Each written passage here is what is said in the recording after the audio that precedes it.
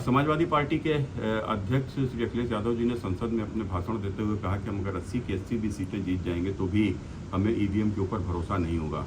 आखिर ईवीएम के ऊपर इनको भरोसा क्यों नहीं है? उसका बड़ा कारण है कि जब बैलेट पेपर से वोट पड़ा करते थे तो यह लोग बैलेट पेपरों की लूट किया करते थे। इनके गुंडे जाते थे और जाकर जिस प्रकार से कमज़ोरों के क्षेत्रों में बूथों पर पहुंचकर लोगों को वोट ही नहीं डालने देते थे। वो बैलेट पेपर को लूट करके और कहीं कहीं तो मत पेटियाँ भी उठाकर भाग जाते थे।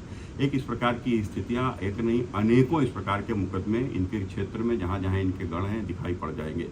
एक दबंगई के कारण से, इनके माफियाओं की दबंगई और गुंडई के कारण से कई जगह कमज़ोर तबके के लोगों को वोट ही नहीं डालने दिया जाता था और जो वोट डालने भी जाते थे तो बैलेट पेपर लाकर इन लोगों को दे देते थे और वो लोग बैलेट पेपर का इस प्रकार से दुरुपयोग करते थे। 2004 का इलेक्शन कौन भूल सकता है, जब उत्तर प्रदेश में चुनाव चल रहे थे लोकसभा के, तो उस समय पर कन्नौज में अखिलेश यादव जी जो स्वयं चुनाव लड़ रहे थे और एक बूथ पर जिस प्रकार से लूट करते हुए स्वयं बूथों पर लूट कर रहे थे और उसमें एक झगड़ा हुआ था जिस झगड़े में भारतीय जनता पार्टी का कार्यकर्ता नीरज मिश्रा की हत्या हुई थी और उसका सरकटा लाश भी मिला था।